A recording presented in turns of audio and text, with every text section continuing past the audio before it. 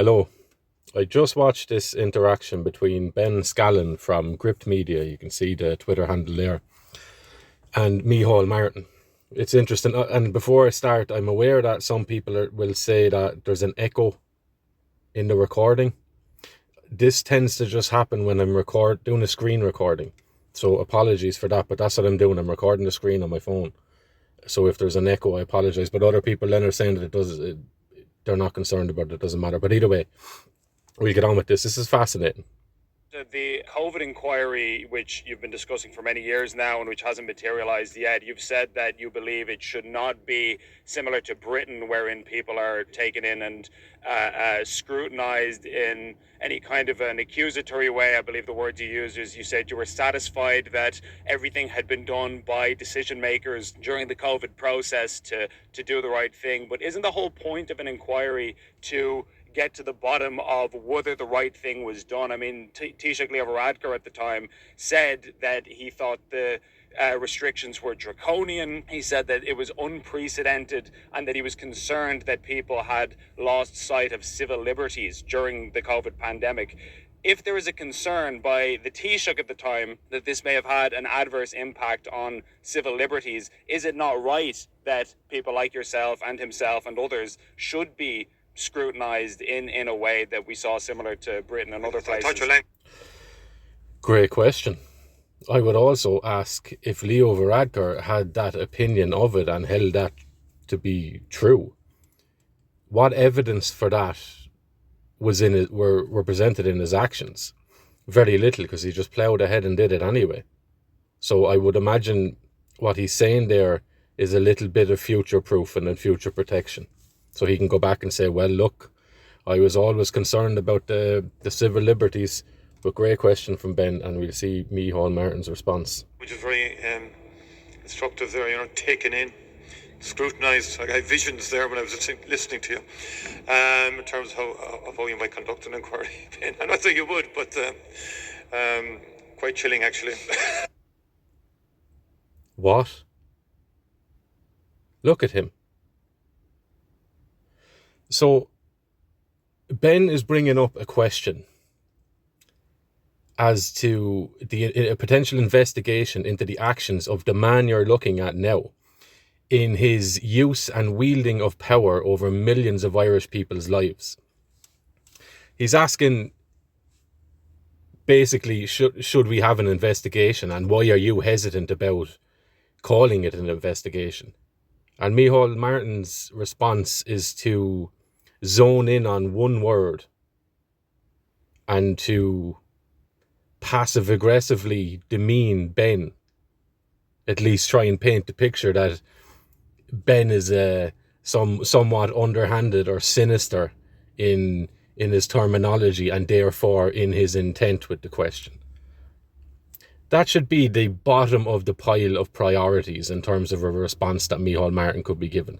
Now, what I would imagine he's doing by doing that is he's given himself a little bit of time for his journalistic training and his media training to kick in and go into autopilot.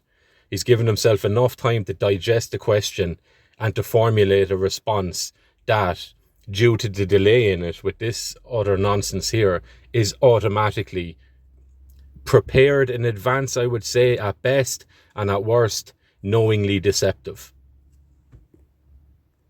I believe you. I believe you said. No, I didn't use words. I believe you said you didn't want to see people being dragged in. That was actually your phrasing. So I was merely mirroring what you had said.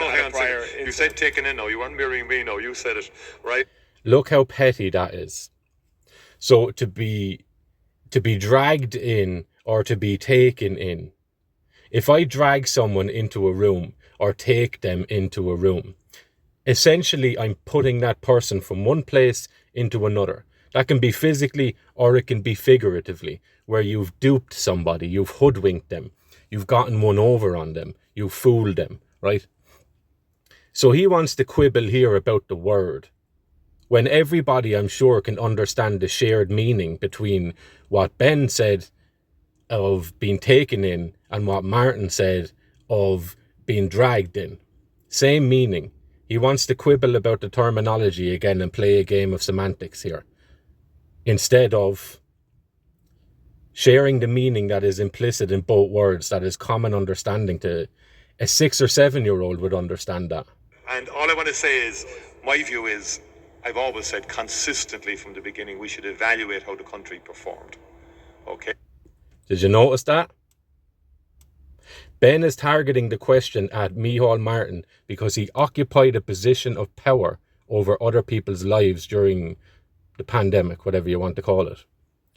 And what Micheál does now, and he look how much he's smelling himself here. He's really happy with his response to this. After delaying for about 20 seconds, he's come up with a response that is adequate for him. And he's very happy. You can see it in his face. So we go back a few seconds. People being dragged in, that was actually your... No, you weren't mirroring me, no, you said it, right? And all I want to say is, I win. my view is, I've always said consistently from the beginning, we should evaluate how the country performed. Let's bring it down to earth here for a second as well. I understand that there's an element of decorum in your speech and how you carry yourself and stuff that is needed, the optics and the rhetoric and stuff that is needed when you're in a public office. Okay, but who speaks like this? People don't speak like this. If he had an honest response to the question, he would just come right out and say it instead of all this padding of, I have always been the view and I've been really consistent and I've... Just say what you're saying instead of prefacing it with all of this stuff. A shielding of himself. So I have always been like X, Y, or Z. So even in the past, because that's what you're asking my past actions to be investigated here, Ben. I'm telling you now, in the past, all the way up to now, I've been consistent in good stuff. And you'll notice here when he says, watch. Okay? And by that I mean, why? We should evaluate how we performed with a view to informing how we do the next time if there's a pandemic or indeed another, once in a 100-year event or emergency. I think I missed it. I won't go back. But what he said was in how the country performed. So he's sidestepping the question here and he's taking the emphasis off of himself and he's putting it over the Irish people and the Irish nation. He's going to continue on now to answer a question that wasn't asked of him, and he's just given himself like a false start with this. So he's redesigned the intent and the purpose of the question that Ben is after offering him, and he now goes on for about 4.5 minutes to answer a question or to expand on a question, I suppose, that wasn't asked of him in the first place. And this was a 1 in 100-year event. Now, we already have had significant work done on the public health side in terms of inquiring into and assessing how we did on the public health side. Again, I don't know anybody who speaks like that. It's so vague. It's so utterly shallow and devoid of any meaning or substance. It's all arbitrary kind of words that could be taken in any sort of way whilst not explaining anything. Professor, former head of UCD, I think, led that piece of work. What piece of work? So there'll be different dimensions to this. And I think we need an evidence-based... Different dimensions to this, yeah. And Ben is speaking about civil liberties. And did you engage in an abuse of power, a tyrannical form of government, and essentially did you trespass over people's rights? And did you break the law is what's being asked, fundamentally here. And Micheál Martin knows this. So he's trying to dampen this and throw a wet towel on this immediately. So there'll be different dimensions to this. And I think we need an evidence-based analysis and study of how we did. And yes, people should be questioned and so on like that. We need an evidence-based approach and study to how we did. Now they do. And let's be serious here for a second as well. And I hope people really listen to this and understand this and see this. After the fact, he's asking for evidence. Okay? Prior to the actions, what evidence did he have for lockdowns, for 6 feet distance, for face masks, for vaccinations, for any of that stuff. They didn't have any. And don't be fooled into thinking that they did. They didn't. Lockdowns are shown not to have worked. They've been shown to erode people's feelings of self-worth and self-confidence, self-esteem and purpose in life. People's jobs were taken away from them. What good did that do? None. Face masks don't work. And this is a simple way of proving that. I can take a pull of a cigarette, right? And I can put a face mask on. And one of the usual ones that we used during the last few years. And I can blow smoke straight out through that mask. Not around it, through that mask. Smoke particles are much larger than any kind of bacterial particle. So if smoke particles can get through the fabric of the masks, then so can bacteria particles. It doesn't slow smoke down in any serious way. So it certainly wouldn't slow down or even stop smaller particles from getting through. So now he's asking for an evidence-based study, when prior to his decisions, he seemed to have no interest in it. He just walked lockstep with what everyone else has seemed to have been doing, except Sweden. I think South Korea were the same as well. And for the vaccinations, this isn't opinion, or this isn't up for argument. This is a fact. The vaccinations, because they were new, he goes on to say this, we had to develop quickly new vaccinations. These vaccinations were new, which means you could not. The only experiments that were conducted on them, on animals, the animals all died. And the Pfizer papers that came out, they read terribly. So any studies that were conducted on animals or people, they had negative outcomes. Not all the time, but they had negative outcomes to such a degree that ordinarily vaccinations with such numbers of adverse effects would be pulled from the market. But they weren't. And Pfizer tried to not have these details emerge for 75 years. So what he's saying about demanding or wanting evidence now, it's good enough for him now, but prior to this, it wasn't good enough. He had no interest in it. He couldn't have had the evidence that he would have needed to make the decisions he did. So he was either incredibly malicious in his decision making, or he was just doing what he was told. Okay? So we continue. I don't think the British model was the best model. I don't think a legal adversarial model is ideal for evaluating how, as a country... See, he says it again. So he's trying to frame it a certain way. So let's evaluate how we did as a country. Ben didn't ask about a country. The Irish people done what they were told because they were obedient to a degree, and because they respected they respect the office that this man holds, and they expected that he would be doing the right thing for the Irish people, that he would be making decisions that were going to try and limit the suffering that Irish people went through, and he was going to try and enhance the living standards that people had, given the criteria of lockdowns and all that. So people put their faith and trust in this man. And you can make the argument that, well, sure, aren't they big fools? They are, of course, yes. But you still need to have a little bit of empathy for that. Okay? So people put the care of their lives into this man's hands. And he ruined lives with it. He ruined lives. And then he caveats that, I suppose, in the framing he's trying to do, away from if human rights were trespassed, then you're talking about a criminal case. Okay? Civil liberties, human rights, all that stuff. You're talking about treasonous actions. You're talking about unconstitutional actions. You're talking about EU standards of human rights, court cases, etc. Okay? So this man is trying to take the framing of it and take the wording of the question and the conversation and move it over into a more friendly zone for him. So instead of investigating me, just evaluate me. Was I a good boy? Did I do good or didn't I? That's not the question. The question is, did you behave in a criminal manner and abuse the power that you were elected to hold? That's the question. He did, and I chair the emergency planning. Sorry, I'll add to this. He continues to say how we as a country performed.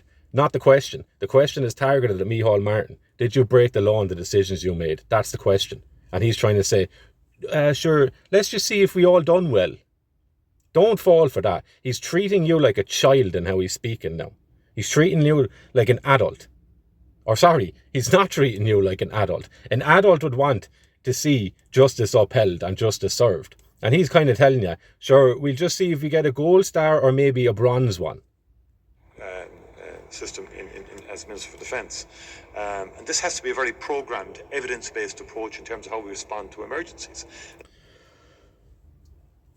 What's interesting as well about, and this is the disgusting side of academia and research and how people go about verifying or validating certain experiences or certain things, okay? It's a very, very slender line that you have to walk on in total, like completely. You have to tread that line in a perfect way in order for evidence to be counted, right? Or for something to be considered as significant enough evidence to suggest that A or B, whatever. So what he's saying is we need evidence-based. In terms of the pandemic and the damages done, it's very hard to quantify or to show a direct causal link between an action from someone else in terms of a decision that isn't overtly violent, right? It's not a physically violent thing. So I suppose I'll give an example. So what effect did the lockdowns that Micheál Martin imposed on the Irish people have on Irish people's well-being? It's very hard to provide evidence for that, okay? So how much damage was done to people's sense of self-respect, sense of security and feeling of belonging in Ireland when the government took their job away or stopped them from being able to go to work, or when they were calling for all people to be vaccinated and those who didn't were implicitly stated to be just the worst people ever, okay? So what kind of damage did that do to people? Again, it's nearly impossible to quantify that in any sort of study. And that's why he's calling for evidence now, because he knows full well how these research models work, okay? You'll find a load of correlations. So people's standard of living, people's addiction rates, all that sort of stuff went through the roof or fell through the floor, whichever way you want to look at it. Just go, and it correlated with all of the decisions that this man made. The excess deaths correlated with all the decisions this man made or backed.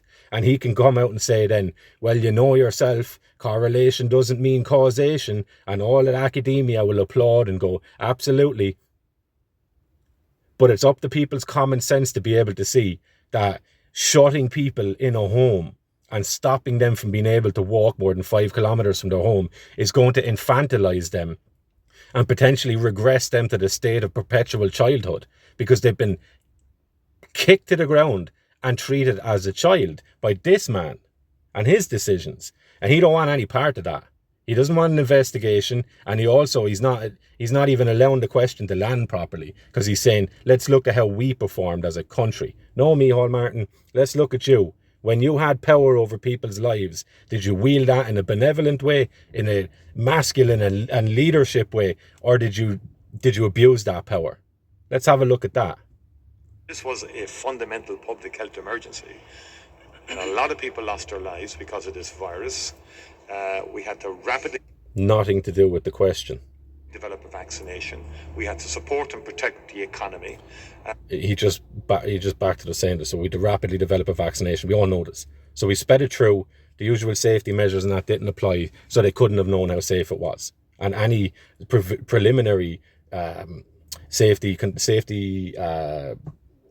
experiments that were conducted had negative effects attached to them, to the point where you should have had question marks over the use of this vaccine. He didn't. But above all, we had to protect lives and then livelihoods. And the strong consensus is that... I'm not sure. Okay. Above all, we had to protect lives. So who's he talking? He's talking about the government. So he's essentially saying it is the government's duty or role or whatever, or the government have taken it upon themselves to act in a parental fashion over the Irish people. So we faced a situation where we made decisions where we could not have known the outcome. We applied measures where we could not have known the outcome. But we wouldn't allow you the same thing. We wouldn't extend the same courtesy or the same level of respect to you or me to be able to make a decision not knowing the outcome, but to be able to choose freely. So what he's saying there is, He's very much different than you. He gets to choose freely, even when he has no idea what the outcomes might be. But you don't. I'm not sure I accept that that's the government's role, or if that is the government's role, I'm not sure I accept the need for a government. We've had our own mothers and fathers. Some have done splendid jobs and some not so much, but we've had them nonetheless, and we've grown to become them in and of ourselves. We don't need these surrogate fathers and surrogate mothers in the Dáil pretending that it is their duty to make all of our decisions and to extend our lives. You've no say over my life at all, Micheál Martin. Ireland did relatively well in terms Again, Ireland did relatively well. It's not the question. of excess deaths and so forth. And I know a lot of people... Let's not let that one slide. I apologise for pausing so quickly again, but we done very well in terms of the excess deaths. Could you expand on that a little bit? What do you mean? This is what I mean by the way these people speak to you. It's not normal. It's not, no, he's not saying anything. He's saying, there's words coming out of his mouth and his mouth is moving and he's been talking for minutes and minutes now, but he hasn't actually said anything of substance. Let's park the fact that what he's saying is not relevant to the question asked. Let's just look at what he has said. We've done pretty well in Ireland in terms of excess deaths.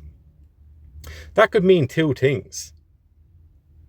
It could mean either, based on the decisions we made, we were able to minimise excess deaths below the level of what we've seen in other countries. And in comparison to those models in other countries, I can say that we did pretty well. Okay? Obviously, one excess death is one too many, but we did pretty well in comparison to other countries. That's what it could be. Or, because we know that excess deaths are pretty high in Ireland in terms of Europe, right? What it could also mean is that we done great here. Look at the high level of excess deaths we have. Do you see what I'm saying? And all of that depends on how we believe Micheál Martin is in terms of being a good person or an evil person or a somewhere in the middle person. Okay? So it could mean one or two things. He's not explicit in what he's saying. So he's not actually lying here. Because you can judge the tyrannical decisions that he made, which were proven to be totally reprehensible and had no evidentiary standing at all, which he's saying he loves or whatever, you know? But trail of thought is gone. Skeptical about vaccination and were opposed to vaccination. I wasn't. I believe in vaccination. I think if you look at the history... I believe in vaccination. This is an interesting one. What do you mean you believe in it? Again, he's not saying anything. Do you mean that you believe vaccines exist? Probably, you probably don't mean that. That probably sounds silly.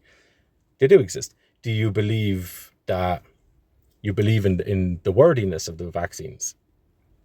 Instead of saying the vaccines have been proven to be effective in terms of X, Y, and Z, here's the study, here's the data that we now have after conducting this experiment on people by injecting them with something which we could not have known the outcome to. Okay?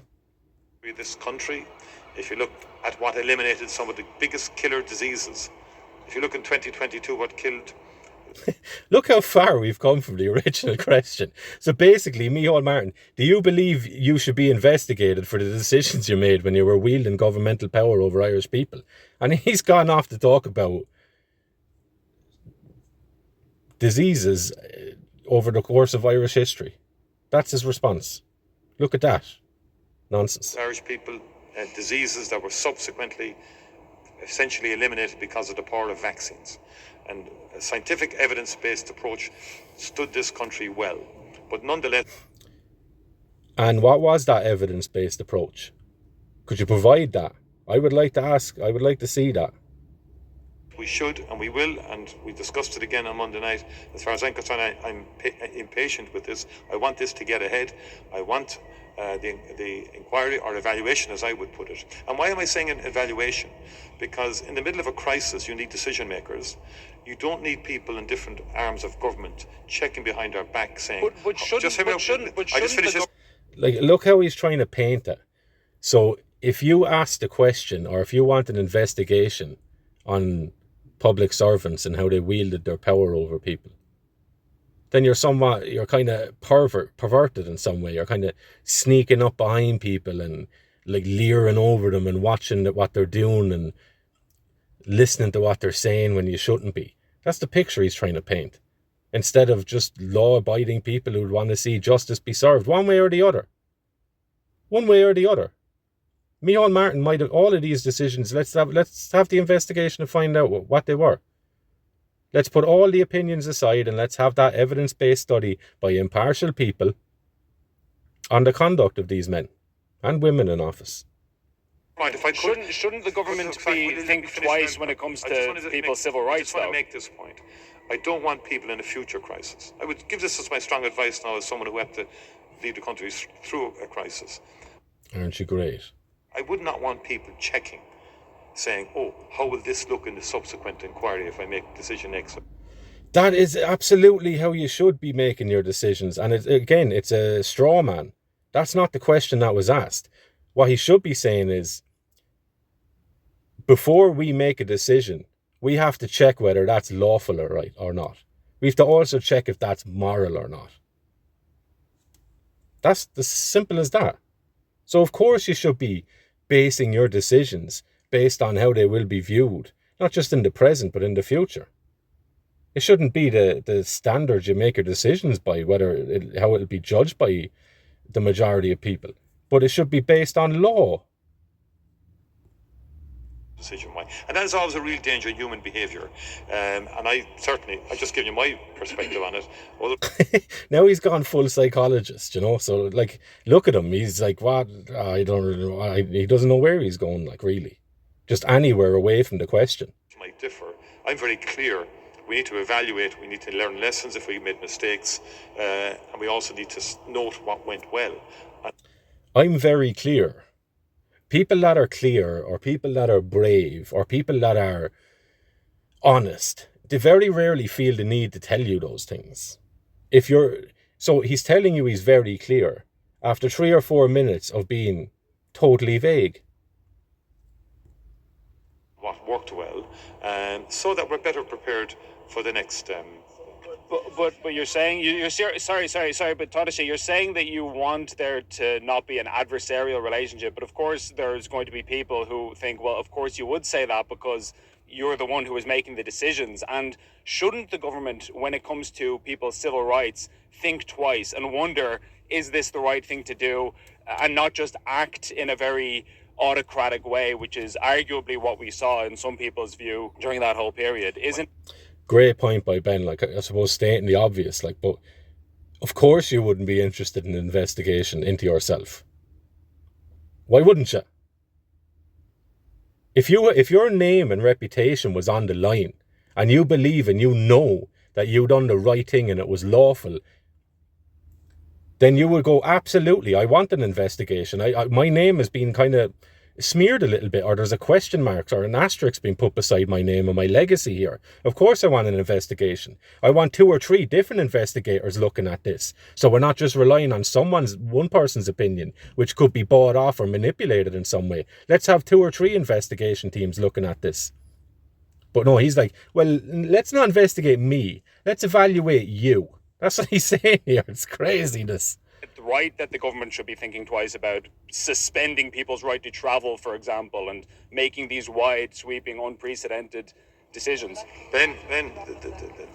Now, what Ben done there is brilliant. He gave an example of the kind of questions and the kind of decisions that should be investigated criminally. You suspended somebody's right to freely travel, which is a constitutionally protected right in Ireland. Micheál Martin suspended that. Or he said, you're not having that anymore. So watch what Micheál Martin does now. Again, no interest in addressing the question. This virus killed people. you remember Begamo?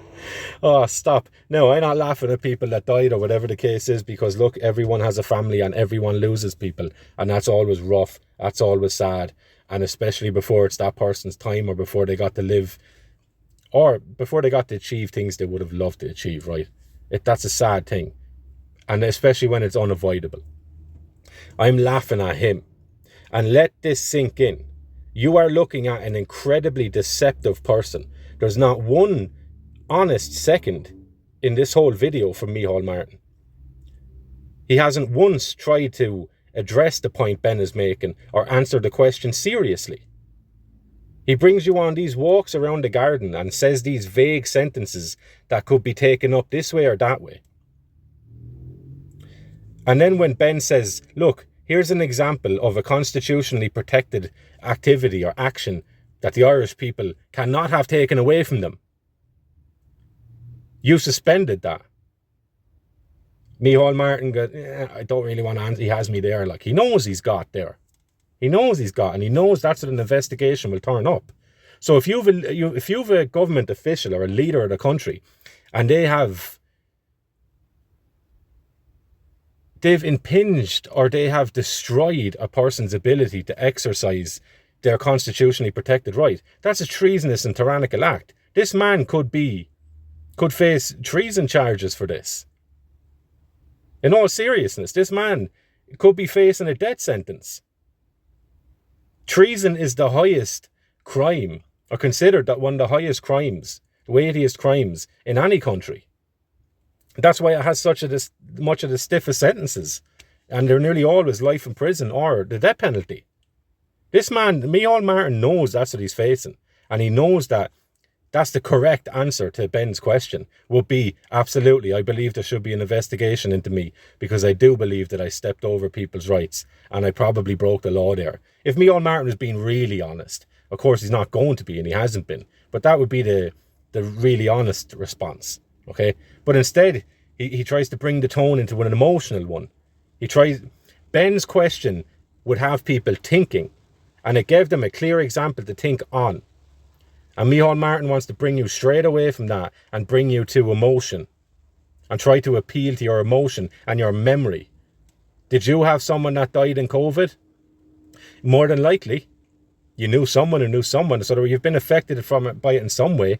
Or do you know someone who had an adverse reaction to the vaccines and is no longer here? COVID related, because it all happened in the same time frame under this man's watch. So what he's trying to do is resuscitate that feeling in you and make you remember the dread and the uncertainty, and then try and channel that into turning it on Ben. And he's speaking in a way of, why would you ask such an inhumane thing, Ben? People died. Yeah, this killed people. This is not. It's not really an answer to the question, though. Absolutely. It most certainly is, because the fundamental issue is protection of human life. That's the fundamental responsibility and obligation of government in the middle of a crisis, to do the right thing, consulting with people as we did. So I would look. You use the word autocratic. That's a view you have. I would disagree fundamentally with you, and everything we did was with. And great, let's have that disagreement, but let's also put that on the back burner, and let's have an investigation. Let's not just share and battle over opinions. Let's investigate this criminally and lawfully and determine whether or not, above all opinion, whether Micheál Martin broke the law or not. That's the question. And anyone who's on the fence or doesn't believe any of what I'm saying or my reading of this situation, I would just ask you to entertain a question. Not answer me, just entertain the question and have it run around in your head for a day. Don't have a knee-jerk response to this question. That's not how you answer like serious questions. That's not how you think seriously. Allow this question to mull in your mind for a while. And the question is this. Given the clarity of Ben's question and I suppose the context of the question in which it's been asked, which is, Micheál Martin, did you break the law or not in your use of power in government? Ask yourself why Micheál Martin has not just come out and said, you're asking whether I abused my position or not, or whether I made decisions that could be considered criminal. And you're asking me whether I'm for an investigation into proving whether they were criminal or not. Ask yourself why he's not responding with that. Instead, he's distracting you with all these nonsense arguments, which have validity in other contexts. These semi-conversations that Micheál Martin is trying to pull your attention into, they can be had in a different context. The context of this video is Ben asked him a direct question and Micheál Martin's refusing to answer it.